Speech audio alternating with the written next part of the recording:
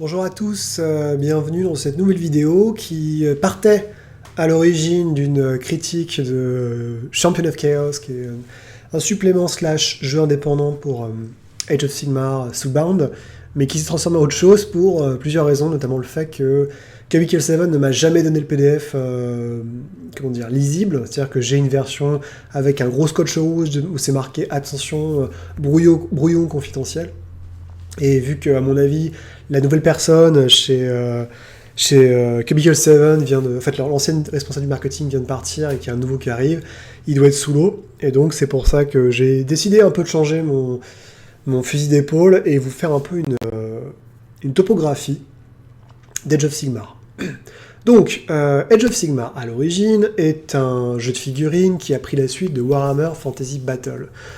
On est au début des années 2010, Warhammer Fantasy Battle ne va pas bien, il se vend très très mal, et tellement mal par rapport à Warhammer 40 000, que les gens chez Games Workshop commencent à se dire autant le mettre à la trappe, et en faire un nouveau, qui sera Age of Sigmar. Et dans ce nouveau, on recréera plutôt toutes les races qui existaient, mais avec des noms différents, comme ça on posera le copyright. Alors je sais que j'ai passé pour quelqu'un de mesquin et de méchant, mais je vous rappellerai que, je crois que c'est en 2014, Games Workshop a fait un procès à une dame qui a fait un livre qui s'appelait Space Marine, quelque chose. En gros, c'est l'histoire d'une maman space. C'est une soldat de l'espace qui est aussi maman. Elle a fait un procès à cette dame-là. Et les avocats étaient morts de rire parce qu'ils ont dit, en parlant aux avocats de Games Workshop, ils ont dit, mais vous vous rendez compte que Space Marine, c'est un terme qui a été inventé par Heinlein au moins 30 ans ou 40 ans avant que Games Workshop crée les Space Marines de Warhammer 40 000. Donc, passons. Le jeu de figurines va avoir un grand événement qui s'appelle End Times, la fin des temps, qui va avoir 14 bouquins, qui va avoir plein d'événements en fait sponsorisés par Games Workshop, où on va voir lentement mais sûrement, très rapidement, la fin du Vieux Monde, où, pour aller très vite, tout le monde se fait dégommer la tronche, les Skaven commencent à inonder le Vieux Monde et quasiment gagnent partout. Et les peuples libres, pour aller vite, sont tous dégommés, à l'exception d'une petite poignée, qui sont sauvés par Sigmar, et qui sont envoyés on ne sait pas où. Et c'est la fin de Warhammer Fantasy. Donc se crée un autre univers qui s'appelle Age of Sigmar, qui est dont le monde s'appelle les Royaumes Mortels, qui est un amalgame de plans, un peu comme dans Planescape, reliés par des portails, chaque plan étant l'un des 8 environnement de magie de Warhammer. Donc il y a le plan du feu, le plan de la vie, le plan de la lumière, le plan du métal. Et dans cette espèce de monde interagissent donc des créatures autochtones, des élus des différents dieux qui ont survécu. Donc essentiellement les dieux qui ont survécu, c'est le chaos, c'est évident. Sigmar, qui est clairement un dieu de la foudre. Les nains, mais ils sont assez affaiblis, parce que je crois qu'ils ont perdu le chef de leur panthéon. Il y a une sorte de reine éternelle, plus ou moins élémentaire, elfique, on ne sait quoi. Il y a Nagash pour les morts vivants, et il y a renommé pour une sorte de copyright, Gob et Mork, qui sont toujours là, avec tous leurs petits orques, trolls et assimilés. Et donc l'idée, c'est que ce monde, au début, parce qu'ils ont créé une mythologie, il y avait un âge du mythe, où tout allait bien, puis ils sont arrivés le chaos qui a tout défoncé. Et nous, on joue après ça, dans le nouvel âge, qui est l'âge de Sigmar, qui est un âge de reconquête, où en gros Sigmar va commencer à balancer des sortes de forteresses sur tous les plans donc du monde mortel, pour faire en sorte que les peuples, entre parenthèses, de l'ordre, puissent avoir un pied à terre. Sachant que, il y a à peu près 4 forces, il y a, comme je disais, les forces en présence sont l'ordre, le chaos, la mort et la destruction. Et à partir de là, Sigmar va avoir aussi un autre atout dans son sac, qui sont les Sigmarines, comme aiment bien le dire les gens un peu méchants, c'est-à-dire qu'ils ont la personne que vous voyez sur la couverture de Soulbound, en gros, avec l'appui des nains, Sigmar allait récupérer comme avec les Valkyries, il allait récupérer des grands champions qui sont morts à son service, pour les piquer à Nagash et empêcher qu'ils soient corrompus par le chaos. Hop là, il les a foutus dans une sorte d'armure méca façon Robocop, et avec l'aide des nains, en fait, et les mecs reviennent, ça s'appelle les Stormcast, et c'est les Sigmarines de Sigmar, qui sont une des icônes, des figurines classiques en fait de ce nouvel univers. Donc évidemment, Age of Sigmar va sortir, va faire gueuler, ça va beaucoup gueuler. Déjà, tous les gens qui considèrent que le vieux monde a été assassiné sans commune mesure vont faire la gueule. Beaucoup de gens qui pourraient être attirés vont faire la gueule parce qu'ils se disent bah ouais, mais ça ressemble quand même beaucoup à Warhammer 40 000, pourquoi est-ce que j'irais faire du Warhammer 40 000 dans un univers fantasy. Donc le jeu existe toujours, mais il a quand même beaucoup de détracteurs, et il a une sorte d'image qui lui colle à la peau assez négative. En plus, donc dans l'intermède, sur les années 2010, il va se trouver que Creative Assembly, qui est une société qui fait surtout du jeu vidéo et des jeux de stratégie, les Total War qui font depuis l'an 2000, si je dis pas de bêtises, ouais, c'est ça, avec Shogun, va faire un flop avec un super jeu qui s'appelle Alien Isolation, donc il y a un jeu d'horreur basé sur la franchise Alien qui est absolument génial, mais le jeu ne va pas marcher du tout. Donc ils vont venir très très vite à leur mouton, et ils vont réussir à sceller un deal entre eux, Sega et Games Workshop, pour sortir un jeu vidéo qui sera Total War Warhammer. Et le jeu va se vendre par palette et palette et palette et palette. La suite c'est pareil, jusqu'au 3 où Games Workshop va carrément les laisser utiliser le Cathay comme une des factions, ce qui s'était pas vu jusqu'ici. Et l'entrain et justement la porte d'horizon qu'ouvre le jeu vidéo pour des gens qui auraient voulu découvrir le jeu de figurines, fait que les grands pontes, les grands argentiers de Games Workshop vont dire bon bah en fait on va ressortir Warhammer Fantasy, on l'appellera The Old World, avec un peu de chance on pourra glisser quelques copyrights, mais en tout cas The Old World est sorti maintenant depuis quelques temps, ce qui laisse Age of Sigmar dans une position un peu particulière. Donc revenons à nos moutons, niveau jeu de rôle, Cubicle 7 va faire un deal à la fin des années 2010 pour ressortir notamment Warhammer 40 000, enfin non, Warhammer, le jeu de rôle avec la 4ème édition. Il va en profiter aussi pour remplir la partie d'un deal qui était de ressortir un jeu qui a été fait par Ulysse Spiel, donc nos amis allemands sur Warhammer 40 000 qui s'appelle Wrath and Glory. Et l'un des mecs qui bossent là-bas aussi, va avoir pour projet, va le proposer notamment à Dominic McDowell, et tous les chefs de Cubicle 7, va se dire, bah en fait, c'est un peu bête de ne pas utiliser Age of Sigmar, qui, en gros, est un peu pas le vilain petit canard, mais le jeu dont personne ne sait quoi faire. Et moi, je vais vous proposer, j'ai une idée, en fait, pour faire ce jeu-là. En gros, on va forcer les gens qui sont hétéroclites, parce que ça reste un jeu de figurines, donc il y a plein de factions différentes. Il y a les humains, les elfes, les nains, les elfes noirs, il y a des hommes arbres, et je parle pas des autres factions. On va les forcer à bosser ensemble, et donc le principe du jeu, il s'appelle Southbound, parce que ça fait référence à un mécanisme, un espèce de vieux rituel qui a été récupéré du fin fond de l'âge mythique, qui permet de lier des âmes ensemble. Et donc ça force des gens qui se détestent, potentiellement, à bosser ensemble, parce que les dieux ont lié leurs âmes, et les oblige à remplir des missions pour eux. C'est-à-dire qu'une fois que les personnes sont liées, elles sont entièrement conscientes, elles font ce qu'elles veulent, mais si elles ont été liées, c'est qu'il y a un but, elles ne pourront pas être déliées tant qu'elles n'auront pas rempli cet objectif-là. Donc, pardon, je suis très malade. Donc voilà, c'est le pitch du jeu, c'est ça, c'est que vous avez le soulbounding qui mécaniquement se joue comme les points de destin, vous donne des effets hyper bourrins. C'est à l'inverse des points de destin, ça appartient au groupe, donc c'est intéressant, c'est que ça offre une gestion de la monnaie méta au niveau du groupe, qui est extrêmement puissante, mais c'est à vous vraiment de trouver la raison d'être du groupe et comprendre en fait un peu la raison pour laquelle les dieux ont choisi de vous lier ensemble. Et donc la grande force en fait d'Age of Sigmar, en tout cas Soulbound, c'est de proposer un jeu qui est de la haute fantasy et qui mélange à la fois Planescape pour aller vite, avec le côté on a des plans tous différents les uns des autres, avec des vistas et des paysages qui sont assez uniques. C'est très difficile pour moi de le retranscrire à l'oral, mais si vous regardez les bouquins, vous allez voir en fait que l'illustration, c'est le milieu de la vie, le plan de la vie, c'est une espèce d'immense cascade absolument incroyable, et tout est un peu comme ça, et c'est vraiment... Et ça, c'est un truc qu'on ne s'aperçoit qu'en lisant le bouquin, parce que tant qu'on n'a pas vu les images, on ne peut pas vraiment visualiser tout complètement la dimension qui est apportée par ces bouquins. Le truc qui est vraiment aussi l'autre mamelle, c'est le côté Earthdown, puisqu'on est sur un monde qui a été défoncé par le chaos, on revient pour essayer de le reconquérir quelque part, avec les secrets qui sont à retrouver, avec les difficiles équipes qui peuvent exister entre les factions. Et donc le jeu mécaniquement est assez simple, hein, c'est un peu comme The Old World. Vous avez 3 caracs, vous avez une vingtaine de compétences. Quand vous faites un jet, c'est sur du D6. Vous avez autant de D6 que vous avez en additionnant la carac et la compétence. Vous avez une difficulté à atteindre et une complexité. Donc un succès, deux succès, trois succès. Vous pouvez avoir le focus. Vous avez une compétence où vous êtes super fort. Et ça vous permet de baisser, augmenter en fait un dé de plus 1. Donc pour avoir un focus jusqu'à plus 3, donc augmenter la compétence à plus 3 sur un seul dé. Il y a aussi un système de doom, donc de fatalité, qui fait que moins vous faites du bon boulot, plus le monde est ravagé. Donc ça se voit visuellement autour de vous. Et en plus, certains des ennemis vont être renforcés par la montée en fait de ce niveau de fatalité. Donc voilà, c'est un système qui est assez simple, et puis il y a beaucoup d'archétypes à jouer. Hein.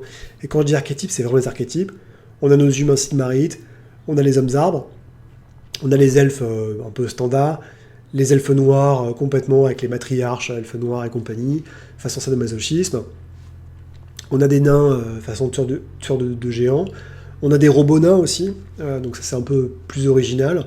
Et ça c'est les forces de l'ordre, parce que la grande force ce qui est chouette avec Soulbound, c'est que c'est plus ou moins une gamme terminée, et qu'il y a tout pour jouer le reste aussi. C'est-à-dire que le Soulbounding, vous pouvez le faire entre représentants, entre un humain et un nain par exemple, mais vous pouvez le faire aussi entre un nain et un mort-vivant, un nain et un ogre. Et ça c'est super chouette, parce que ça permet de faire des assemblées complètement disparates, qui n'auraient aucun sens que par l'intervention divine, puisque c'est exactement ça. Et donc on a un bouquin de règles supplémentaires qui s'appelle Champions of Order, qui donne des éléments pour jouer des mecs, des humains et compagnie, mais beaucoup plus rigolo. On a Champions of Destruction pour les orques, qui est à se fendre la gueule, et Champion of Death sur les morts vivants, qui offre vraiment là des choses un peu qui sortent un peu du lot, parce que le principal reproche que moi je peux faire de but en blanc à Champion of Order, comme mec que vous jouez de base, c'est ce côté évidemment melting pot, on a l'impression d'avoir un best-of du Warhammer classique, mais dans de la high fantasy, avec des Sigmarines à côté. Les Sigmarines, donc les Stormcast, vous pouvez les jouer, mais ils peuvent pas être soulbound parce qu'ils sont trop balèzes et puis ils sont déjà liés en fait à Sigmar. Mais c'est un côté assez désagréable.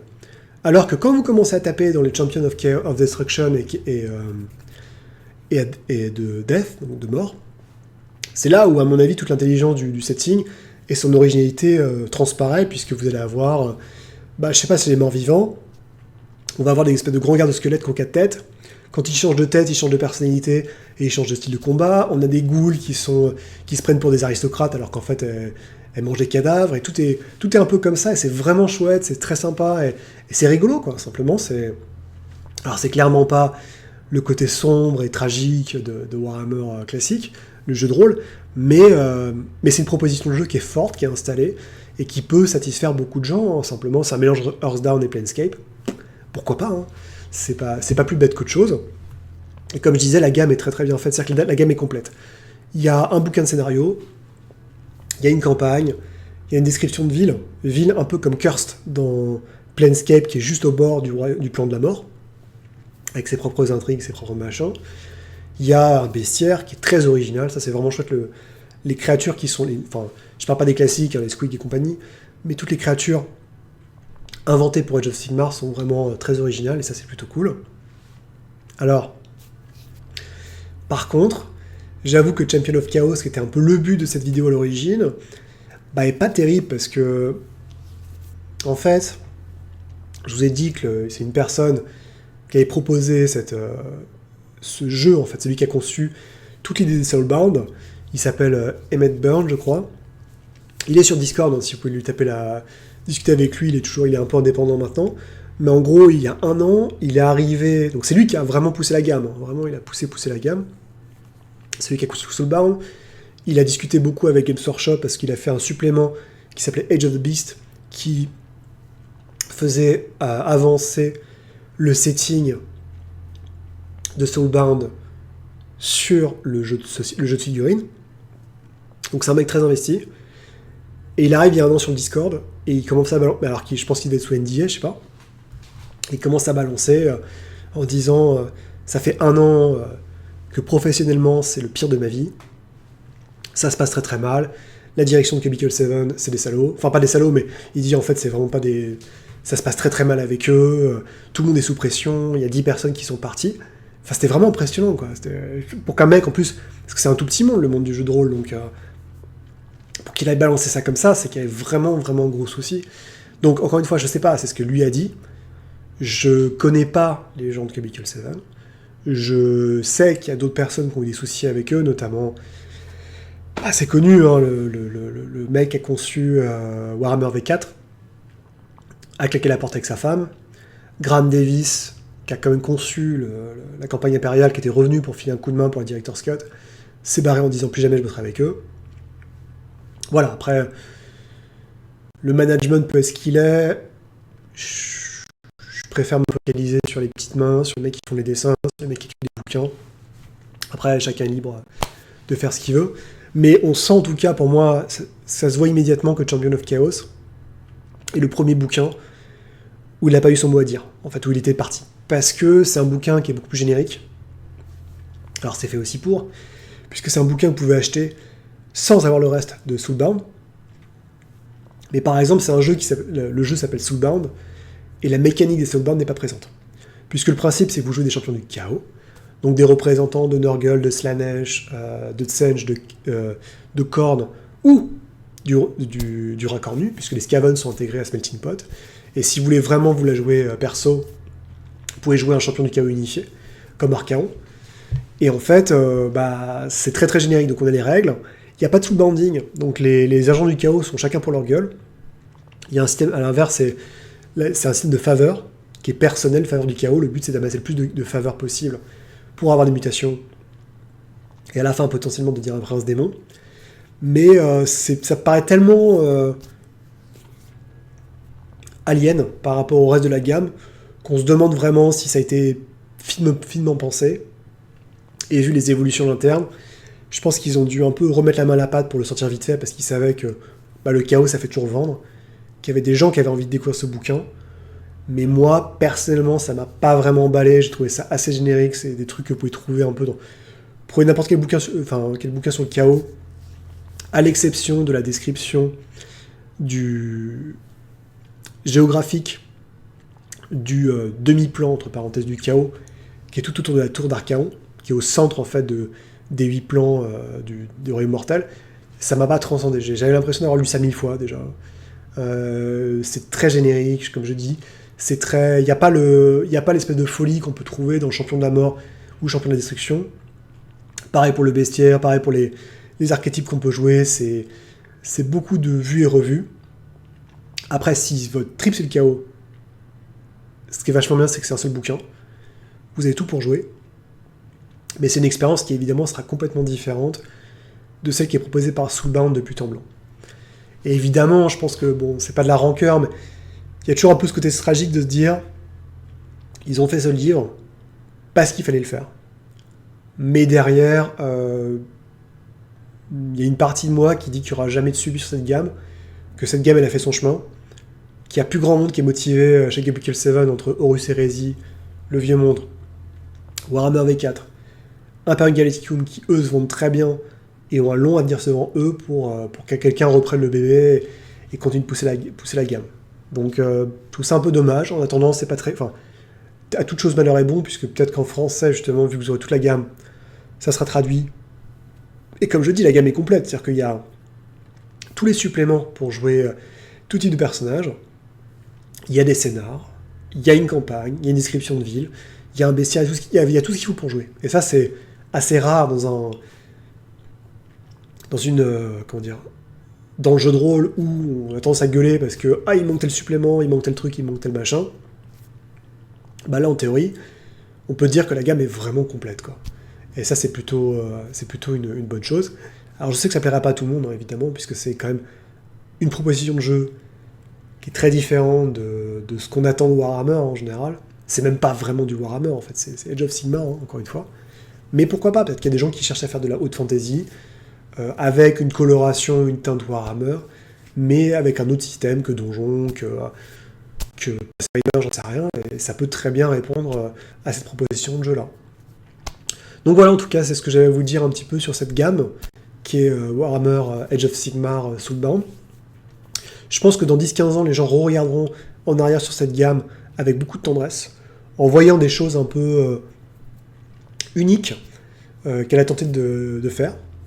peut-être que ça ne survivra pas, hein, mais peut-être que déjà, hein, quand on voit The Old World, on voit qu'il y a des éléments mécaniques, il y a des idées qui sont reprises pour être insérées dedans, donc je pense que Soulbound aura peut-être le droit d'avoir quand même un petit héritage un jour.